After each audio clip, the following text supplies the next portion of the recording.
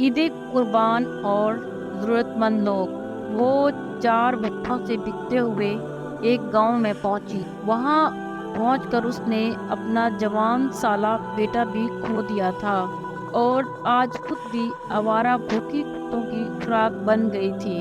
اس کا نام سارہ پروین تھا۔ وہ ذات کی مسلم شیخ تھی۔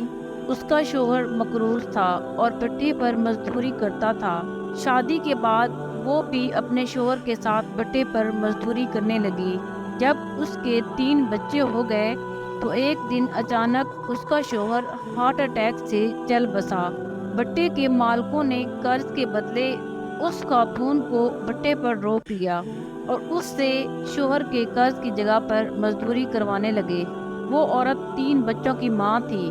اس کے اپنے اخراجات بھی تھے، اس لیے شوہر کا قرض چکانے کی کوشش میں بھٹے پر مزدوری کر کے وہ مزید مقروض ہوتی گئی۔ اسے وہاں سے گجرات کے بھٹے کا ایک مالک خرید کر لے گیا۔ گجرات سے وہ لاہور کے ایک بھٹے پر پہنچی اور پھر وہاں سے بکتے بکاتے وہ ایک گاؤں کے بھٹے پر آ بسی۔ یہاں تک پہنچتے پہنچتے اس پر موجود قرض تقریباً 4 گنا بڑھ چکا تھا۔ وہ کہ اس کا جوان سالہ بیٹا اور بیٹی بھی اس کی مدد کرتے تھے، مگر اب ان کے لیے عمر بھر یہ قرض ادا کر پانا ممکن نہ تھا۔ ڈھلتی عمر کے ساتھ اس کی ہڈیاں بھی جواب دینے لگی تھیں۔ اب بہت زیادہ محنت مشقت اس کے بس کی بات نہ تھی۔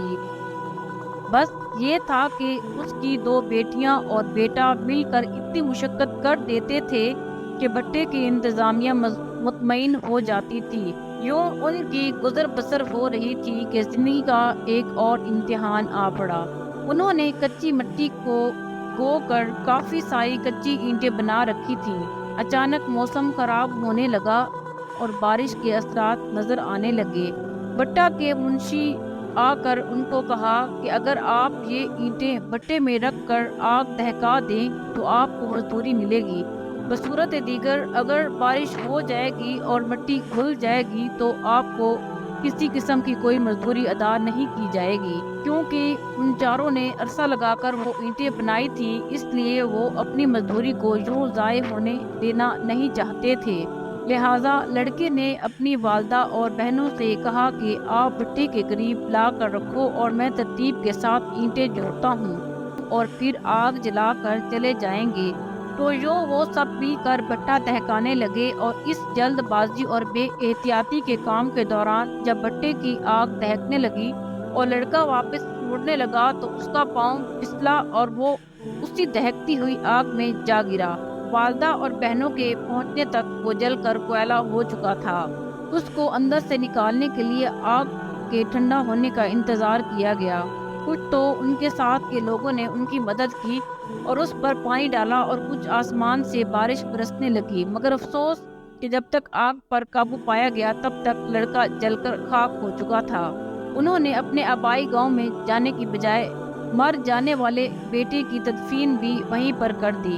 بس چند آنسو بہانے کے بعد دوبارہ ماں کو بھٹے والوں کا قرض چکانے کی یاد ستانے لگی اور بھٹے کے انتظامات دیکھنے والے منشی نے ان کو اتنی مہلت بھی نہ دی کہ ایک ماں جی بھر کے اپنے بیٹے کا سوگ بنا سکے۔ اور کچھ ہی دنوں بعد ماں دوبارہ اپنی جوان بیٹیوں کے ساتھ اینٹیں بنانے کا کام کرنے لگی۔ 2 سال پہلے عید قربان کا دن گزرا تھا۔ اس کی بیٹیاں بھٹے کے کرب و جوار کے گاؤں پھری تھیں، مگر سارا دن پھرنے کے بعد بھی وہ اتنا گوشت جمع نہیں کر پائی تھی کہ ایک وقت کی ہانڈی بن جائے۔ گھر جا کر انہوں نے والدہ سے ضد کرنا شروع کر دی تھی کہ ہم نے بھی گوشت کھانا ہے۔ دوسرے دن ان کی والدہ نے خود گوشت جمع کرنے کی خاطر نکلنے کا فیصلہ کیا، مگر کیونکہ یہ دیہاتی علاقہ تھا اور یہاں پر پہلے دن قربانی کے تمام فرائض ادا کر لیے جاتے تھے، اس لیے وہ جب نکلی تو اسے کہیں بھی قربانی ہوتی ہوئی نظر نہ آئی۔ مایوس ہو کر واپس لوٹ رہی تھی کہ راستے میں اس نے کتوں کے جھنڈ کو دیکھا جو کسی قربان کیے ہوئے جانور کی اوجڑی کو چیر پھاڑ کر کھا رہے تھے۔ اس نے اپنے بچوں کا پیٹ بھرنے کی خاطر کتوں سے وہی چھیننے کا فیصلہ کیا تاکہ اسے صاف کر کے دھو کر چھوٹے چھوٹے ٹکڑوں میں کاٹ کر اپنے بچوں کو کھلا سکے۔ मगर जो ही कुत्तों से वो ओजड़ी छुड़ा लेने के लिए आगे बढ़ी, आवारा कुत्तों ने उस पर हमला कर दिया, उसको नोच कर खाने लगे। उसने मदद के लिए चीखों पुकार शुरू कर दी, मगर वो गांव से कुछ फासले पर थी। वहां पर कोई एक दो मर्द कहीं कहीं खेतों में काम कर रहे थे। इससे पहले कि वो मर्द और औरत की चीखों पुकार सुनकर इसकी मदद के लिए पहुंचते, कुत्तों ने उसकी गर्दन को नोच डाला था। उसकी चीखों पुकार बंद हो चुकी थी। जिन 2 या 4 लोगों ने उसकी चीखों पुकार सुनी, वो अब कुत्तों की गुर्राहट से अंदाजा लगाकर इस सिमत दौड़ रहे थे।